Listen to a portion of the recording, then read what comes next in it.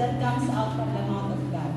Ito po yung salita ng Diyos. Kaya nadala po natin ang ating spiritual ears, especially yung puso natin, isip natin, baka yung isip natin, nandun na sa ano na ba? Kaya tawagin na po natin ang ating Pastora Daisy Bulyo. Laktakan po natin ang ating buhay na Diyos. Amen! Amen. Lahat po ay pinagpala. Hallelujah. Pag-isip pa lang po natin sa umaga pagpapala. Pray ng Diyos. We know that the work of the enemy will come to kill, to steal, and destroy. But, hindi po siya magwawagi. Hindi po siya magwawagi.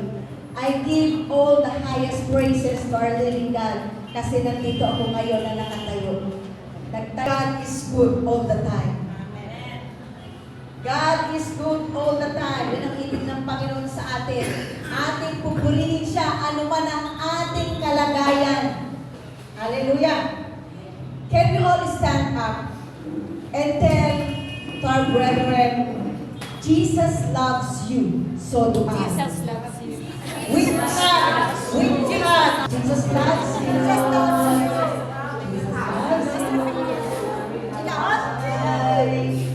Hallelujah.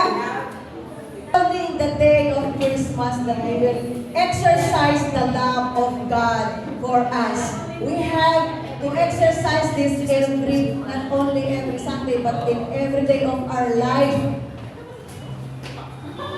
Hallelujah. Dala po pa natin ang ating mga sandata. So can we open all our Bibles in the book of 1 Corinthians chapter 12 verse 31. Mahaba ito kaya bilisan kong pagbasa ha. Basahin natin lahat. 1 Corinthians chapter 12 verse 12 to 31. 12. Okay. Basahin po natin hanggang ituloy-tuloy hanggang 31 yan ha. Sabi po dito, in 1 Corinthians chapter 12, verse 12 to 31, it says, "For as the body is one and hath many members, and all the members of that one body, being many, are one body, so also is Christ. For by one Spirit we are all baptized into one body, whether we be Jews or Gentiles, whether we be bond or free, and have been all made to drink into one Spirit. For the body is not one member, but many. If the foot shall say, because I am not the hand, I am not of the body, is it therefore not of the body? And if the ear shall say, because I am not the eye, I am not of the body, is it therefore not of the body? If the whole body were an eye, where were the hearing? If the whole were hearing, where were the smelling? But now hath God set the member, every one of them, in the body, as it hath pleased him. And if they were all one member, where were the body? But now they are many members, yet but one body. And the eye cannot say unto the head, I have no need of thee, nor again the head to the feet, I have no need of you. Nay, much more those members of the body which seem to be more feeble are necessary, and those members of the body which we think to be less honorable. Upon this we bestow more abundant honor, and our uncomely parts have more abundant comeliness. For our comely parts have no need, but God hath tempered the body together, having given more abundant honor to the part which lack, that there should be no schism in the body, but the members should have the same care one for another. And whether one member suffer, all the members suffer with it. Or one member be honored, all the members rejoice with it. Now ye are the body of Christ, and members in particular. And God has set some in the church, first apostles, secondarily prophets, Thirdly, teachers, after the miracles, the gifts of healings, helps, governments, diversities of tongues.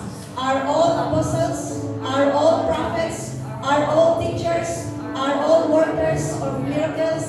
Have all the gifts of healing? Do all speak with tongues? Do all interpret? But covet earnestly the best gift, that he shew I unto you a more excellent way. Amen. Hallelujah. And can you put please Ephesians chapter 4 verse 7? Ay susunod mamaya yung 1 Corinthians 7:17. Okay. It says, but to each one of us grace was given according to the measure of Christ's gift. And 1 Corinthians chapter 7 verse 17, it says, but as God hath distributed to every man, as the Lord hath called everyone, so let him walk, and so ordain I in all the churches. This is the word of God for us today. Be with me in prayer. Hallelujah. Yes, so Lord, Heavenly Father, in the mighty name of Jesus, we humbly ourselves, O Lord God. Aming ibinababa ang aming mga sarili, Panginoon, at Ikaw ang maitaas sa aming buhay. Lord, here we are, O Lord God, giving you thanks, O Lord, giving you praise, O Lord, unang-una, Lord, sa pag-protect mo sa bawat isa sa amin, O Lord God, na dinala mo kami muli sa lugar na ito, Lord, to worship you in spirit and in truth. Lord, hallelujah, itong mga salita mo po, Panginoong Yesus, Ikaw, Lord God, ang magpupunla, Panginoon, sa puso ng bawat isa sa amin, O Lord God. Open the spiritual ears, open the spiritual heart, hallelujah, to receive your message. Hallelujah. Lord, empty this vessel of yours. Fill me, Lord, with your Holy Ghost. Pour out your anointing spirit. Hallelujah. Hallelujah. Hallelujah. To understand every word that comes out from these lips. Hallelujah. Thank you, Father. Hallelujah. Salamat, Panginoon. Hallelujah. Sa pag-iingat mo sa bawat isa sa amin, O Lord God. Ngayon pa lamang, Lord, I declare blessing upon blessing, victory upon victory, and cover this place. Hallelujah. Hallelujah. Pababayin mo, Lord God, ang mga libo-libo mong anghel. Hallelujah. Join us, Lord. I plead your blood in every area of this place. Hallelujah. I rebuke and reject anuman ang spirit ng mga spirit na hindi galing sa iyo sa pangalan ni Jesus. Spirit of confusion. In Jesus' name. Hallelujah. Ang lahat ng spirit na sumasagabal sa pangalan ni Jesus, be done in this place. Be done in this place. Hallelujah. At lumuban mo ang bawat area ito ng iyong banal na dugo at ng iyong mga libo-libong anghel. Pour out your anointing, O Lord God. Hallelujah. We cannot do nothing, O Lord. I cannot do nothing, O God.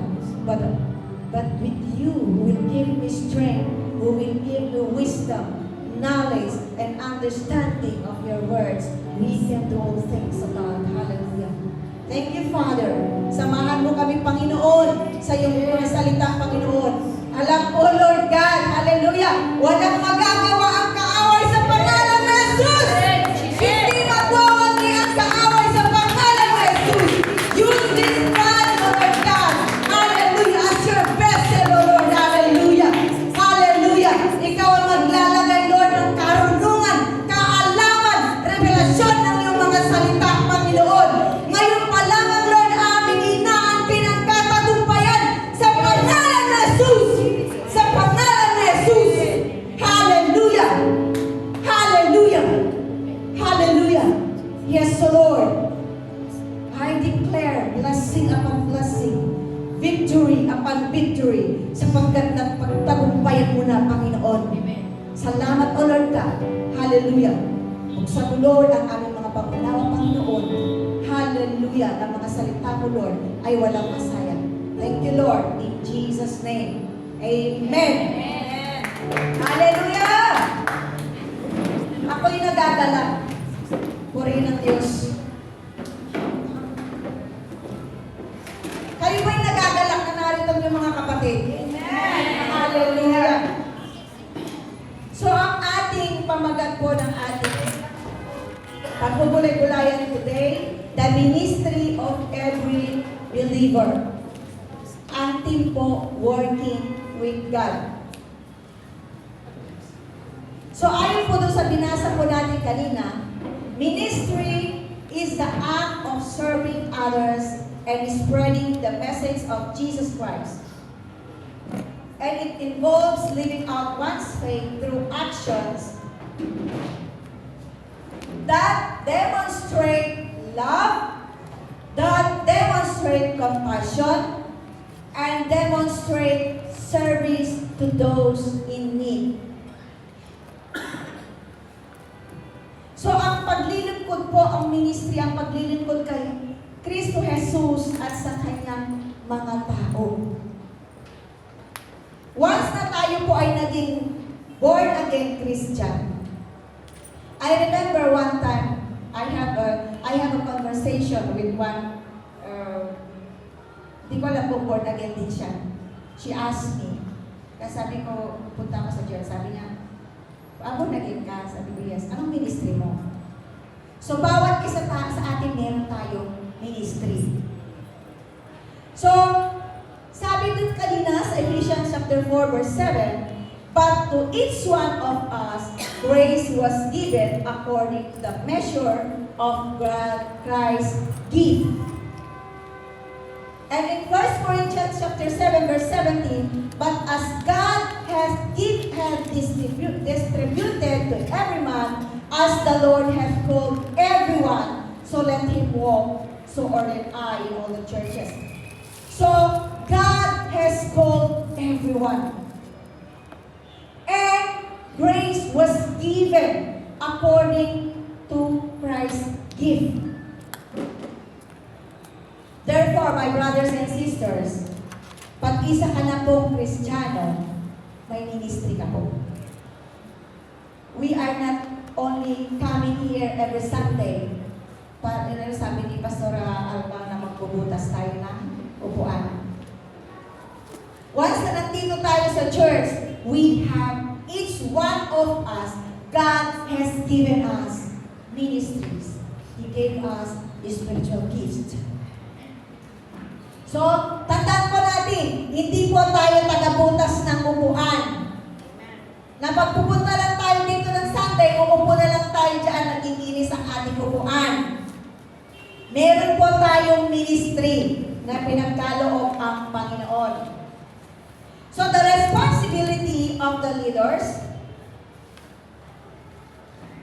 bear with me, kasi, hallelujah, purihin ng Diyos.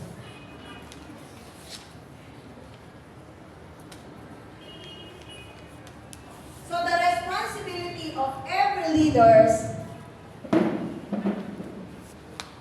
is not to do all in ministry, but to lead, to guide, and to equip each part of the body to function in the ministry. So Christians, ayon po doon sa binasa natin kanina, we are the part of the body of Christ. Jesus is the head and we are the part. So, church, inihalin tulad po ni Jesus ang panambahan sa isang parte ng katawan. Ang katawan, there are many parts. So, ang katawan, there are many parts. And in the churches, there are ministries to function. If how God, inihalimbawa niya yung isang katawan sa isang church na bawat isa merong function, may ministry. So Christians, we are the part of the body of Christ, and the body has many parts. And in the church, there are ministries to function. In Ephesians chapter 4, verse 11 to 12, it says, and He Himself gave some to be apostles, some prophets, some evangelists and teachers. Verse 12, for the equipping of the saints, for the work of ministry, for the edifying of the Christ. The body of Christ. So para daw sa ikakasakdal ng mga banal. Ibinigay niya ang mga ito, mga apostles, mga pastors, para sa ikakasakdal ng mga banal, para sa gawain paglilingkod, para sa ikakatibay ng katawan ni Kristo. Kaya meron tayong mga leaders, meron tayong mga pastors, meron tayong mga evangelists, meron tayong mga deacons, para po yung sa katawan ni Kristo. Now, every believer is a full-time in ministry. Hindi lamang po tayo every Sunday na may ministry. Ang ministry natin, every believer, it is a lifestyle. At home.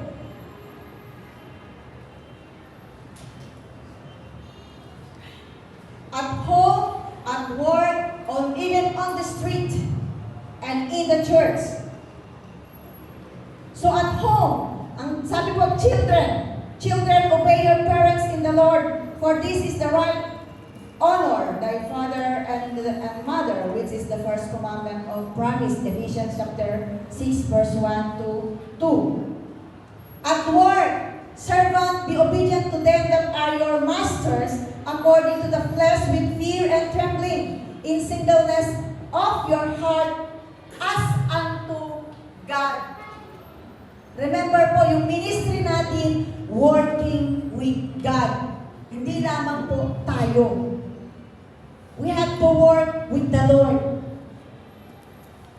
As unto God, not with eye service, as man pleaser, but as the servant of Christ, doing the will of God from the heart, with good will doing service as to the Lord and not to man.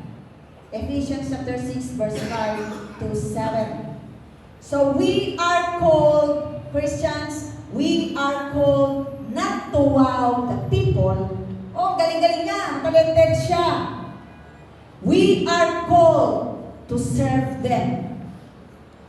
To serve one another. As God, He gave His Son. He came to serve and not to be served.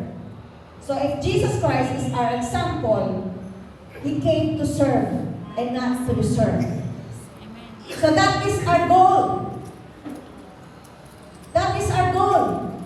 As a Christian, our ministry, it is to serve one another. Not serving our own self. Wow, magaling ako! Kaya ko to! Serve one another. So sabi nga po natin kanina, no, in the church, there are ministries to function. So our ministries is not just Sunday, it is not just in the church, but must be lifestyle and must be anywhere and everywhere. In Ephesians, basahin nyo na lang po, doon sa mga nag-take note, in Ephesians chapter 5 and Colossians chapter 3, make it very clear that Christian living begins at home. So our first ministry is not here in the pulpit. Our first ministry is our family. Not here at the pulpit. Magpunahan tayo kasi na-expose ako. Maganda doon kasi laging may video. Na-expose ako. Our first ministry is our family. And I have testimony about this. When I began to preach, they told me, okay, you can preach. I asked God, Lord, I earnestly prayed for this. Lord, sabi ko, nandito ako, magpapakain. Salamat sa pribilehyo binigay mo na magpapakain ng mga pagkain espiritual sa mga lingkod mo. Lord, hiningi ko talaga ito. Sabi ko, you will send someone to feed my family.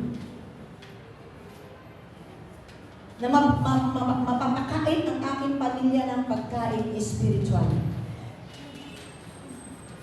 At nung mga nakaraang buwan, ang sabi ng nanay ko, anak, kailangan kitang makausap.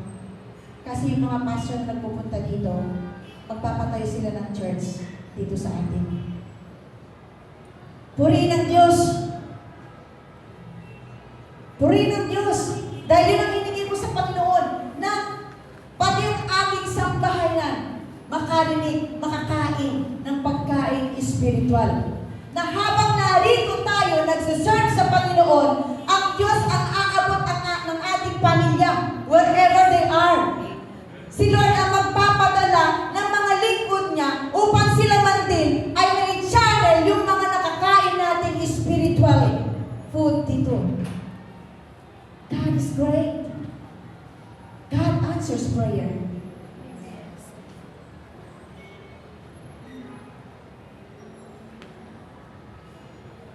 So every believer is full-time in ministry. Ministry is not a competition. Church, listen. Ministry is not a competition. As this body, inialintulad ng Panginoon ang church sa katawan na ito. Pwede ba makipag-compete si Kabay sa paa? So ministry is not a competition. It is for the Lord. Whatever your ministry is, work with the Lord. Kahit yung maglakad-lakad lang tayo dyan na meron tayo nakitang Kleenex, damputin mo. Nobody will notice, but God sees that. At papalakpakan ka ng Panginoon. Dahil hindi malilinis ang lugar na panambahay pa ng bahay na ito, kung hindi mo pinulot yun at yung marami nang naglalakad, pinapakapakan lang. But you, pag pinulot mo yun, napakalampak ng Panginoon sa iyo. Well done, my child. So in the church, ano man ang ministry natin, gagawin natin para sa Panginoon. It is not competition. Hindi po tayo nandun sa labas na magkikipag-compete. Kung meron man tayong competition sa ating sarili. Magkipag-compete tayo sa ating sarili. Na anuman yung mga old self natin, kailangan mawala yun. Kailangan itaboy natin yun.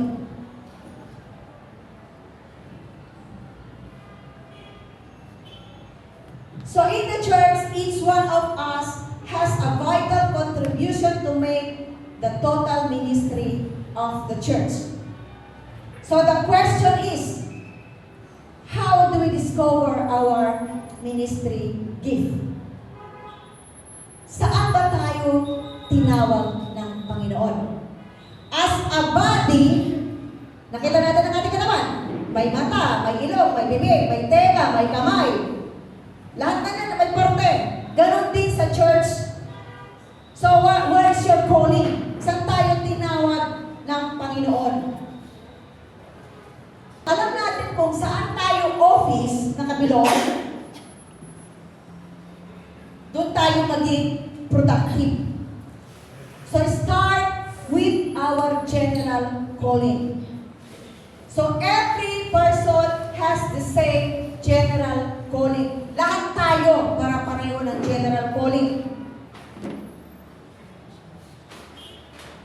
Based on Jesus' example, even as the Son of Man came not to be ministered unto, but to minister and to give His life a ransom for many.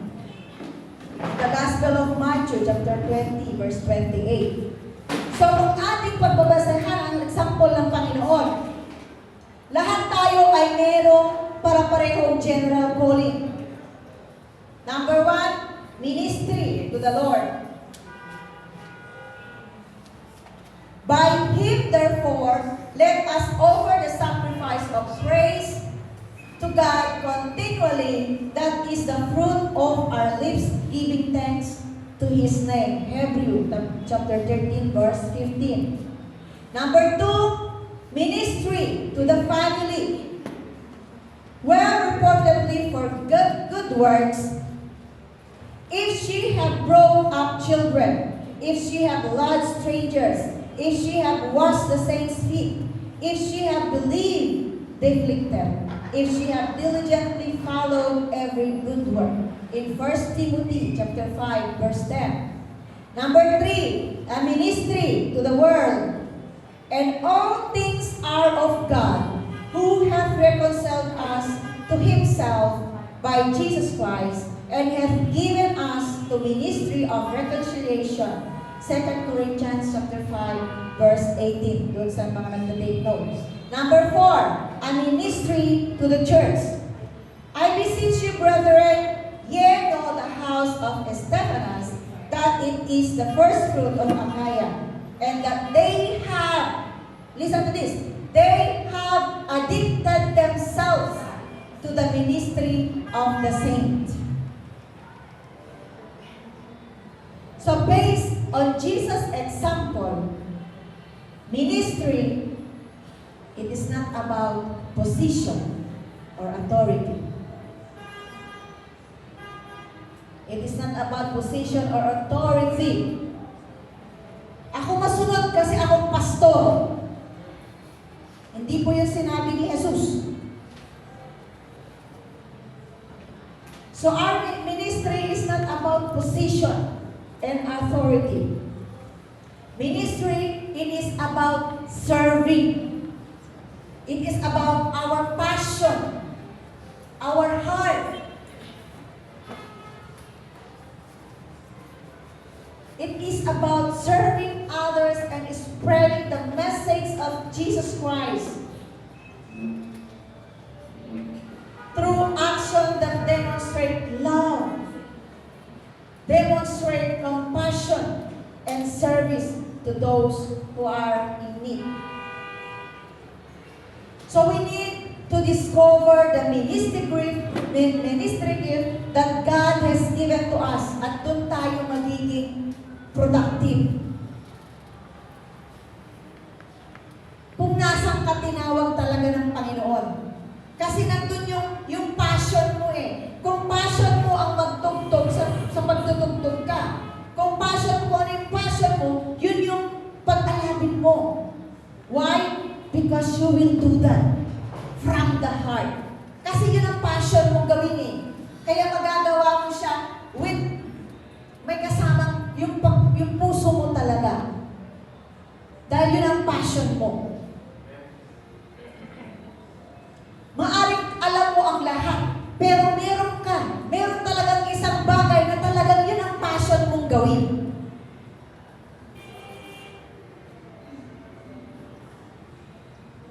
So we need to discover our ministry. We have to know in which office we belong. And in the church, meron tayong music ministry, meron tayong kitchen, meron tayong kids ministry, meron tayong mga tagalinis, ministry din yan. So kailangan natin alamin kung saan tayo office na kabilong. May ministry of teaching, ministry of preaching. Lahat po yan ministry para sa Panginoon, working with the Lord. So the responsibility of all pastors, leaders, is not to do all in the ministry. Their responsible is to lead, to equip, to guide ang bawat isa.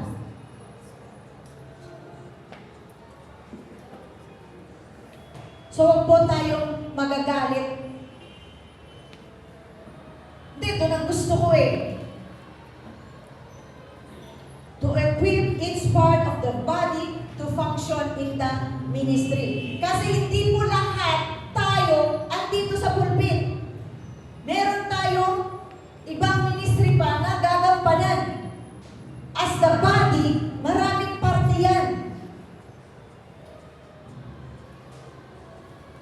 Ang paa, hindi niya pwedeng magawa ang paa, ang trabaho ng kamay. So each part of the body has different function in the ministry. So God has chosen you. He has chosen us from darkness into His marvelous light. And He add us into His body, the part of His body. So maaring ikaw ay pastor, maaring ikaw ay leader, maaring ikaw ay music sa ministry, worship leader, maaring ikaw ay sa kitchen, maaring ikaw ay sa kids ministry. Dapat alam po natin kung saan po tayo tinawag.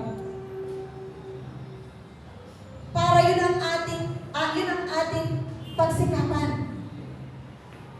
Dahil kung yun talaga yung passion mo, at yun talaga ang calling mo na binigay ng Panginoon, yung ministry mo, kusang lalabas yun, kusang lilitaw yun, kusang makikita sa iyo. Hindi sa pilitan.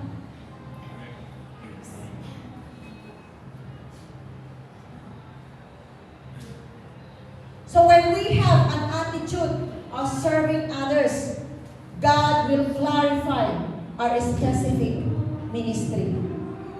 As many has received the gift, even so minister to the same one another. As God is as good steward of the manifold of grace of God. 1 Peter 4:10. Having then gift differing according to the grace that is given. 1 Peter 4:10. Doon sa mga nagtitake note. Having then gift differing according to the grace that is given to us, whether prophesy, let us prophesy according to the proportion of faith. Romans 12:6. Now, there are diversities of gift, but the same Spirit. So, iba-ibang gift po ang pinagkaloob sa atin, pero iisang Espiritu ang nagkaloob. So, ano man ang gift na binigay sa iyo, ano man ang gift binigay sa akin, iisa lang po ang nagbigay niyan. Kaya huwag po tayo mag-away-away. Ang kailangan natin gawin, magtulungan to edify one another. Amen. Because the one who gave you your gift, the one who gave me my gift, iisang Espiritu po yan. To function in the ministry for the church. Minsan, pag hindi tayo nagkakaintindihan, we have to check our heart. We have to check our motive. If the things that we are going to do, it will bring chaos, i-check po natin. Is this from the Lord? Or, gusto ko lang. I-check po natin ang ating mga puso. For God is not the author of confusion, but of peace, as in all churches of the saints. So in the church, the Word of God says, let all things be done decently, and in order. 1 Corinthians chapter 14, verse 40. Ang ating Diyos ng kaayusan. Therefore, sikapin po natin na lahat ng ating gagawin ay nasa ayos. Iba yung gift mo, iba yung gift ko, iba yung gift niya. Pero pag yan ay ginawa natin at nagtrabaho tayo kasama ang Panginoon, ang lahat merong kapayapaan. Amen. Kung nangyaring meron mang galon na may sigalot, merong di pagkakaunawaan, huwag tayong magturo. Check ourselves. Check our motive. Ano ba yung motibo ng puso ko? Bakit ko ginagawa ito? Lord, bakit nagkakagulo? Is this from you or from myself? Or I just just want to show off my talent. I just want to show off kung ano yung kaya ko. Lord, i-check mo, i-align mo ang aking puso. Because I believe that you are the God of order. At lahat ng anak mo na niligay mo dito, may kanya-kanya kang gift na ibinigay. Then, marapat dapat na tayo ay nasa ayos.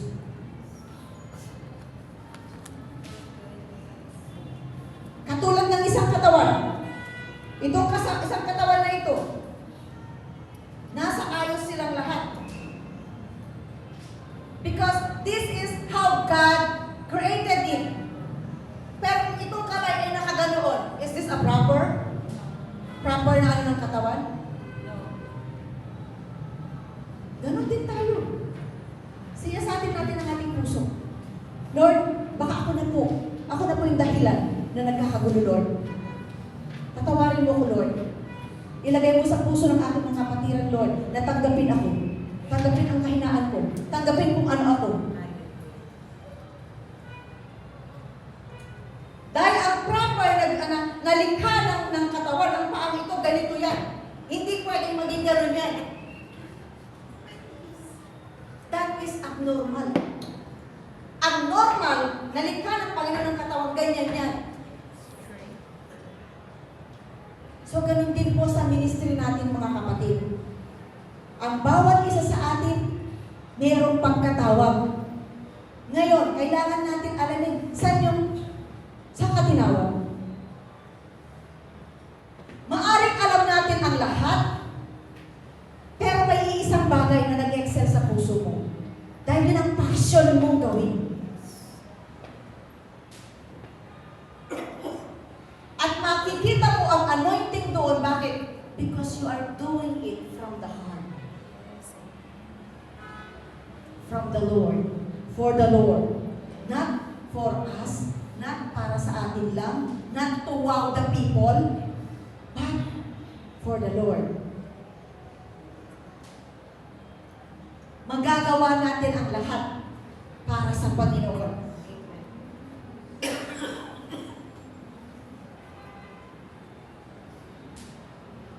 So this is the word of God for us. Let all things be done decently and in order, may kaayusan. Sapagkat ang Diyos na ating sinasamba ay Diyos na kaayusan. So as each one has received a gift, minister it to one another. Sabi po kanina sa 1 Peter 4:10. Then, start ministering to people. Kung alam na natin kung ano yung gift na pinagkaloob ng Panginoon sa atin, then start ministering to people.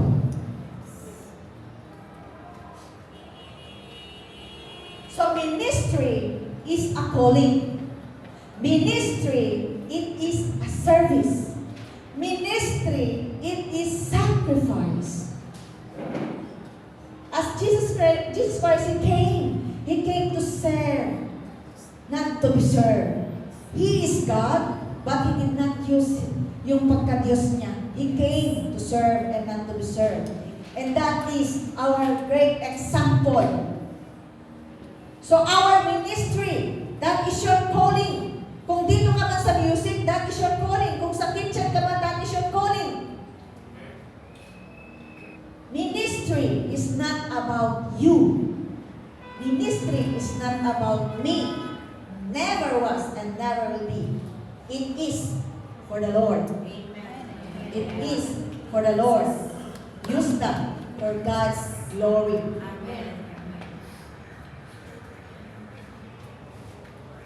But it is difficult to discover our ministry gift if a person is not actually ministering. Hindi natin malalaman ang ating ministry kung hindi tayo kikilos. Di mo alam, ay dito pala ang gift ko.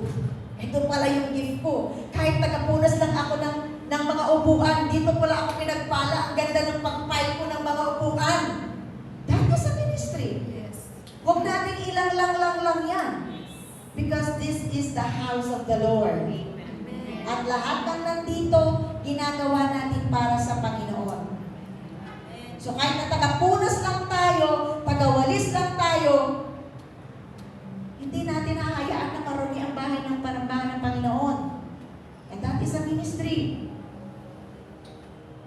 Pagpalain tayo ng Panginoon pag ginagawa natin yan. Lalo na kung walang nakakakita. Ginagawa mo para sa Panginoon. Purihin ka man o hindi man, pasalamatan ka man o hindi man, I know God sees everything I do.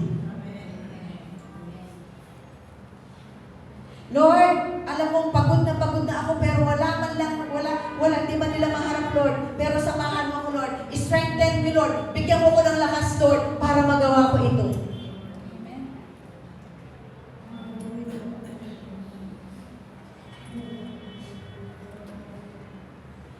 So it is only as we operate in our general ministry that our special gift become obvious or clear. The Word of God says, do not neglect the gift that is in you, which was given to you by prophesying with the laying of the hands of the eldership. In 1 Timothy chapter 4, verse 14. And let us not be weary in well-doing, for in due season we shall reap if we will not faint. Galatians chapter 6, verse 9.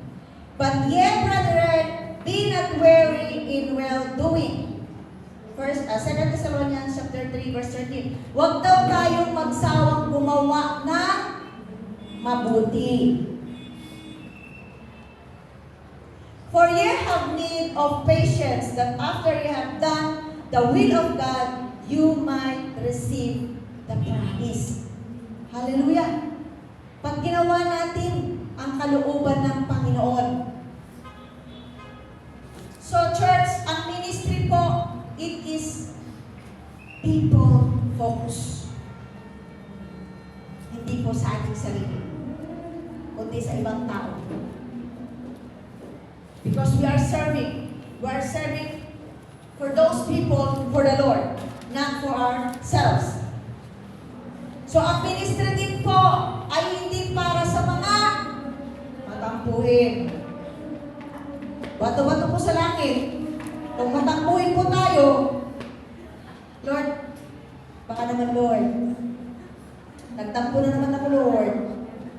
Alam ko meron naman nag-alis sa akin Lord. Ang ministry po hindi puro para sa mga matatampuhin.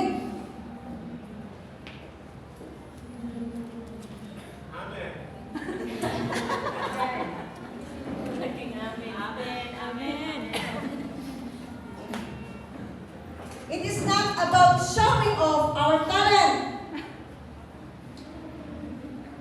It is not about, but it's about surrendering it to God. So God can use us as His vessel. Okay, Lord. Nakita ko, Lord, dito ako, parang ito yung passion ng puso ko, Lord. Pag-alabin mo sa akin ito, Lord. Okay, Lord.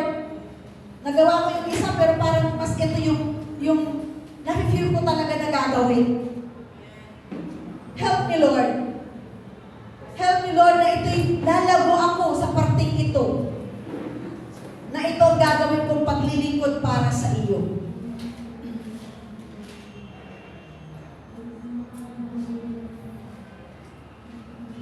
Church, ang ministry ko hindi para sa matatampuhin ha.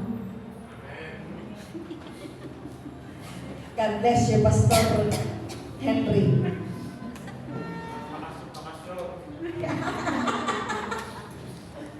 Hallelujah! So ministry is about gaining attention. It's not about gaining attention. It's about pointing all attention back to Jesus. Lahat ng attention, ibabalik natin para sa Panginoon. Ay, galing-galing mo, purihin ng Diyos. Si Lord ang nagbigay ng talentong yan. Si Lord ang nagbigay ng gift na yan.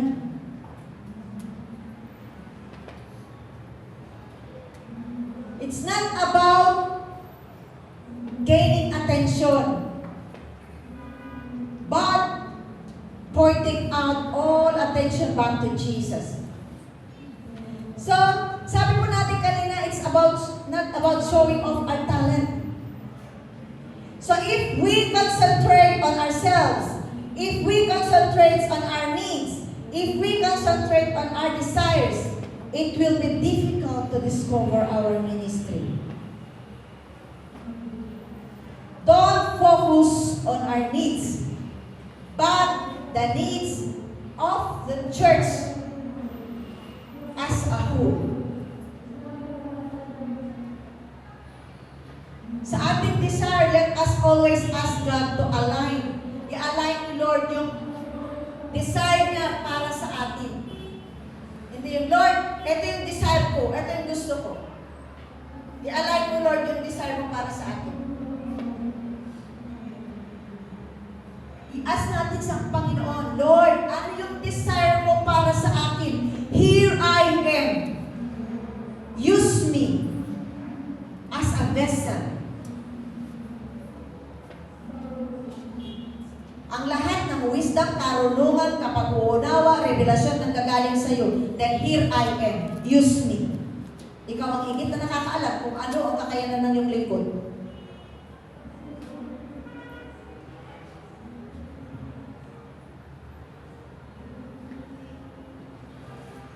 Because as we began to look out to meet the needs of others, our ministry will come forth. Kusang lilitaw ang ating mga ministry kung saan ba tayo tinawag. Ang tanong, alam na po ba natin kung saan tayo tinawag ng Panginoon? Purihin ang Diyos. Kung alam natin kung saan tayo tinawag ng Panginoon, yun yung pag-alaman natin. Kasi nagagawa natin yun with compassion. Yung puso talaga natin. Hindi mo man sasabihin, pero yung mga tao nakakakita, malalaman nila, ito talaga yung passion niya.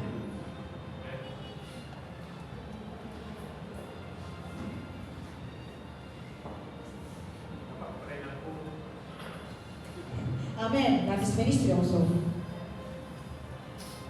So for us, we have many members in one body, and all members have not the same office.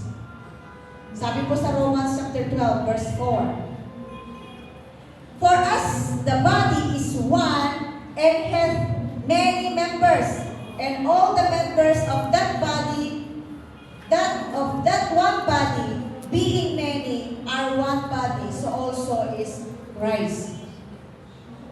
In 2 Corinthians chapter 12, verse 2. Okay, let's give an example. Sa katawan natin, meron tayong bibig.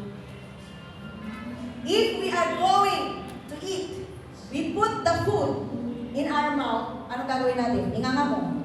Kaninong trabaho yun? Pag nasa loob na yung pagkain, anong susunod? Kaninong trabaho yun? Ngipin. And after ng pagmuya mo, anong gagawin mo? Kaninong trabaho yun? Ang dila, ang alam ko dila eh, kasi itutulak ka dito sa esophagus hanggang sa pagka natin.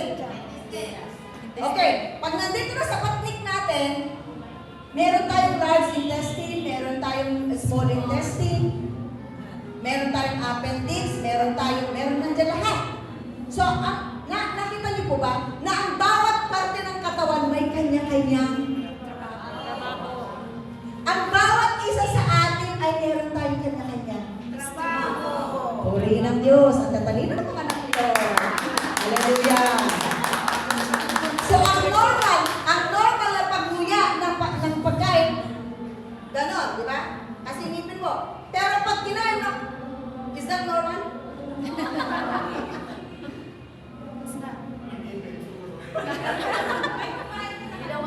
Walang ipin. No, but you have to chew with your teeth, not with your lips. That is abnormal. Because God created the body to function this body. There is teeth, there is tongue. Ganon din tayo mga kapatid. Kaya kailangan alam natin kung saan tayo tinawag ng Panginoon. Amen. Hallelujah.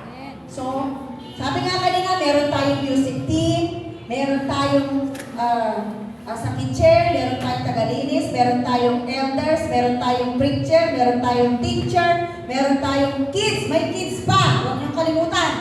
Upcoming yung kids na yan. So, ipanalangin natin kung sino ilalagay ng Panginoon sa kids ministry. Hallelujah! Purihin ang Diyos. So, our gifting has one further dimension. Our personality makeup. Our personality will flavor our ministry in a unique way. Some people have a strong emphasis in leadership. Some people in serving. And some in compassion.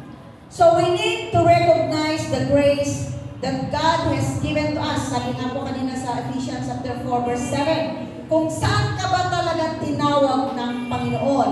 Kung saan ka ba talaga office na kabilog? Then we can give ourselves more fully to our specific areas of our ministry. Dahil kung alam natin kung saan yung gift natin, mapupukusan natin yon, yung gift na pinagkaloob ng Panginoon, and magagawa po natin na mas effectively.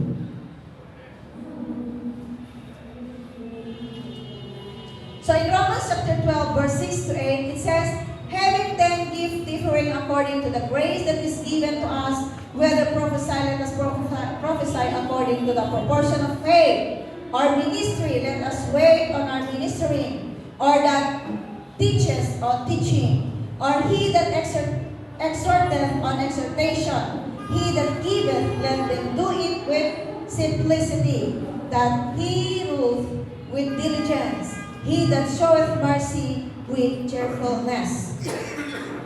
So sabi po dito kanina, meron po tayong mga gift na binigay ang Panginoon. Ang spiritual gift, there are 9 spiritual gifts that has given to us. Pakilagay po please ng 1 Corinthians chapter 12 verse 7 to 11. Sabi po dito, ituloy-tuloy mo ha. But the manifestation of the Spirit is given to every man to profit with all.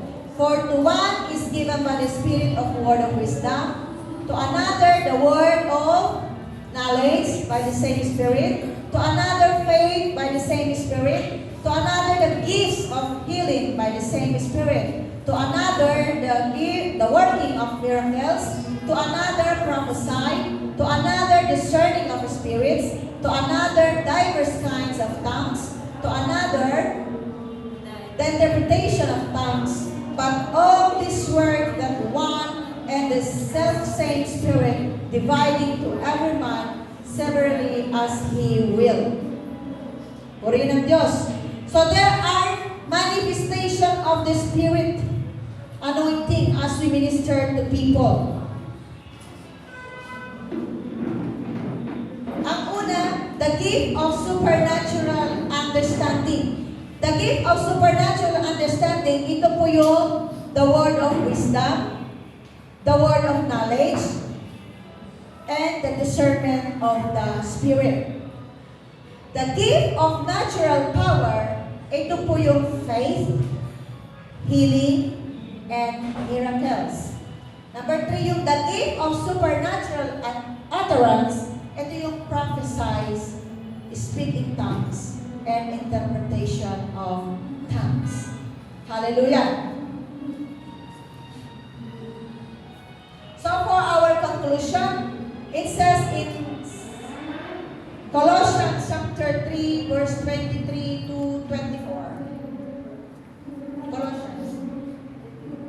Colossians 3 chapter 23 verse 24, it says 3:23.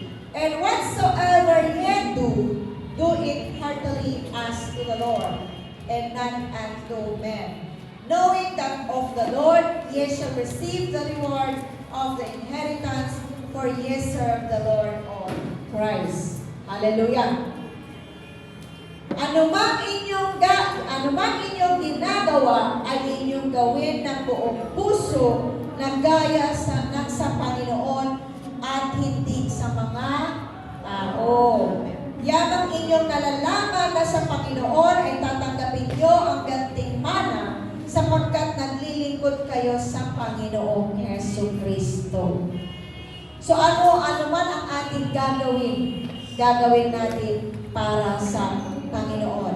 So my dear brothers and sisters, titles and positions are temporary. So if we are part in the ministry, always check the intentions of our heart. Because if it doesn't align to God's will and purpose, our efforts will be useless. It is useless. Ang mga pagpapagal natin kung ginagawa natin sa ating mga pansarili lamang, sayang lang po mga kapatid. Kaya ngayon pa lang, i-check po natin lagi, i-check natin yung ating puso. Lord, baka nilalayo na ako, Lord. Lord, baka naiba na yung ng puso ko, Lord. I-align mo, Lord, yung desire mo sa desire ng puso ko, Lord. Na kung ang desire ng puso ko na ito, Lord, kung ito'y nagpapalayo ng relasyon ko sa iyo, Lord, i-align mo, Panginoon. Always check. Huwag natin i-check ang ating katabi. Huwag natin i-check si ganito. Huwag tayong ituro ang ganito. Ituro natin ang ating sarili. Lord, na makita ka nila sa akin, Lord. I-check natin lagi ang ating sarili. Huwag natin i-check si Maria, huwag natin i-check si Petra, huwag natin i-check si Juana. I-check natin ang ating sarili. So, ministry is not just a performance. Di po para lang performance ang ministry. It is giving our very best for the salvation of many. Because for God so loved the world that He gave His only begotten Son, that whoever believes in Him should not perish, but have everlasting life. Ang namatay para dun sa cross ng Kalbaryo, para sa atin na dapat tayo ang mamatay, anong ipapalit natin? We have to give our very best ng paglilingkod natin sa Panginoon. Lord, alam mo na hanggang dito lang ako, Lord. Pero ako'y sumasampalataya at naniniwala sa iyo na magagawa ko ang lahat. Through you, who will give me strength. Through you, who will give me wisdom. Through you, who will give me knowledge. Through you, who will give me understanding and revelation of everything. So lagi natin po, sa ministry natin, it is working with the Lord. Not working with myself so that ako'y magiging well-known. Working with myself para ako'y maging well-known na drummer, para ako'y maging well-known na guitarist, para ako'y maging well-known na keyboard, para ako'y maging well-known na preacher, para ako'y maging well-known na Bible study teacher. No. Na makilala dito, may balik natin sa Panginoon ang lahat-lahat. So, it is not, ulit ko, ministry is not a job. It is a privilege to be chosen and used by God. It is not a competition. It is for the Lord. Therefore, if it is for the Lord, serve the Lord with gladness. Because we are the one who will receive the reward soon. So it is not a responsibility. It is commitment. So ang ating pagkakaroon ng ministry ay hindi po biro at hindi po tayo naglalaro. Ito po ay sasama, seryosohin natin at samahan natin ng puso.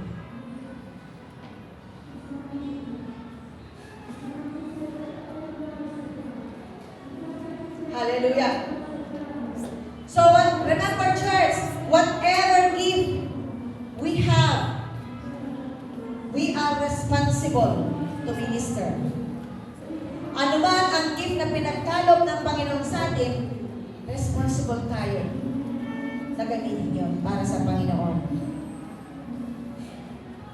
So when we say, give, it is grace. We did not work for it. It is freely given to us for the glory of God's praise. Therefore, no one can boast and no one is accepted to do the task that God has given us. Wala akong accepted. Ay, dito lang ako. Wala naman akong alam. Maupo na lang ako pagdating mo. Wala akong accepted. Lahat po tayo pinagkalooban ng Panginoon ng ating mga ministry. May I request everyone to please stand up?